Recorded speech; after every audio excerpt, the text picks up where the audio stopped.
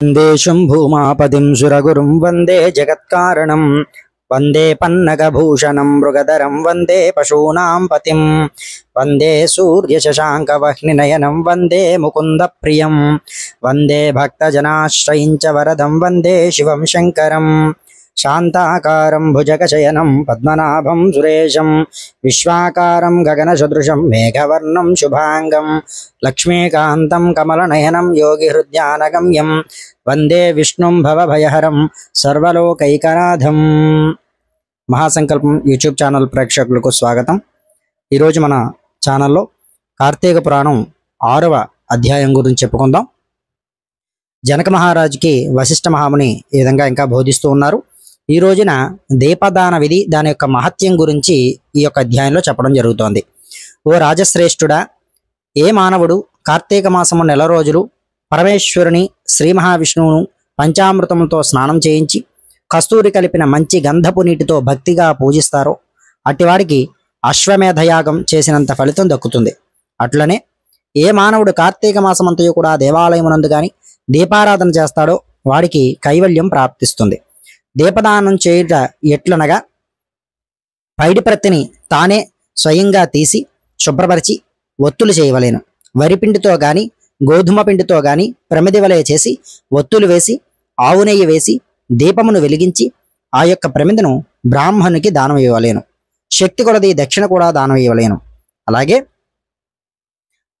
కార్తీక మాసం అంతా కూడా ప్రతిదినం కూడా ఈ విధంగా చేసి ఆఖరి రోజున వెండితో ప్రమిదను చేయించి బంగారముతో వత్తిని చేయించి ప్రతిరోజు చేసినట్టుగానే దాంట్లో కూడా ఆఖరి రోజున వెండితో చేసినటువంటి ప్రమిదలో ఆవు నెయ్యి నిండుగా పోసి వెనుక చేసిన ప్రకారంగానే గోధుమ వెండితో ప్రమిదను కూడా చేసి ఆవు నెయ్యి పోసినటువంటి దాంట్లో దీపమును వెలిగించి ఈ నెల రోజులు కూడా దానం చేసిన బ్రాహ్మణుడికి ఇది కూడా దానం ఇచ్చిన ఎడల సకలైశ్వర్యములు కలుగుటే కాక మోక్ష ప్రాప్తి కలుగుతుంది।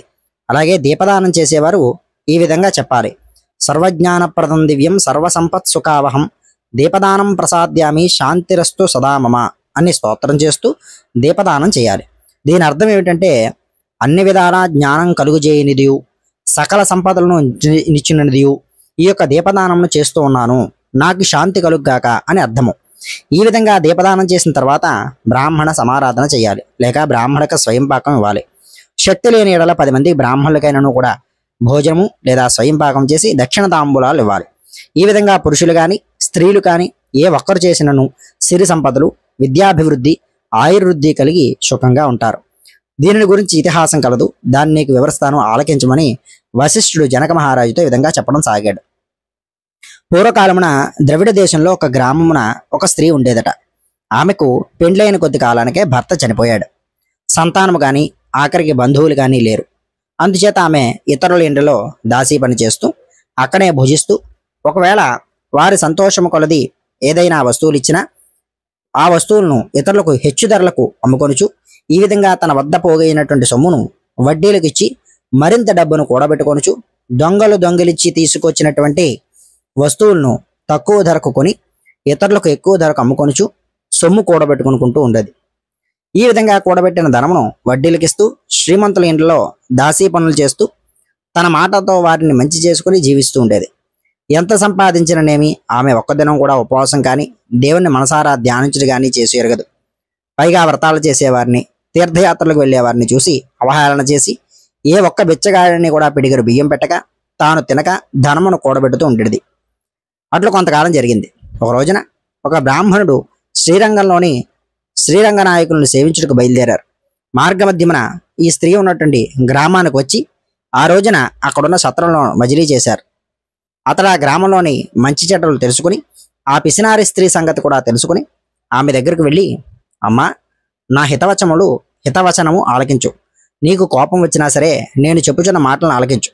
మన శరీరము శాశ్వతం కావు, నీటి బుడగ వంటిది, ఏ క్షణములోనైనా మృత్యువు మనల్ని తీసుకుపోవును, ఎవరు చెప్పలేరు।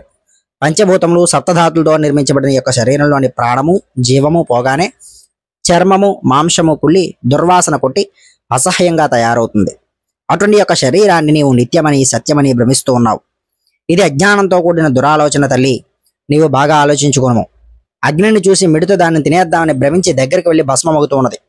అట్లనే మానవుడు కూడా యొక్క తనువు శాశ్వతమని నమ్మి అంధకారంలో పడి నశిస్తూ ఉన్నాడు. కావున నా మాటలు ఆలకించి నీవు తినక ఇతరులకు పెట్టగా అన్యాయంగా సంపాదించిన ధనాన్ని ఇప్పటికైనా పేదలకు దాన ధర్మాలు చేసి పుణ్యమును సంపాదించుకున్న తల్లి. ప్రతిరోజు శ్రీమన్నారాయణను స్మరించి వ్రతాధికములు చేసి మోక్షం పొందుము.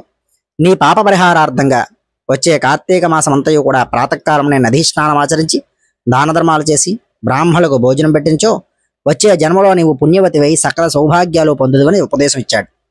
ఆ వితంతవు బ్రాహ్మణుడు చెప్పిన మాటలను తన్మయురాలై మనస్సు మార్చుకుని ఆనాటి నుండి దాన ధర్మాలు చేస్తూ కార్తీక మాస వ్రతం ఆచరించడం చేత జన్మరాహిత్యమై మోక్షాన్ని పొందింది.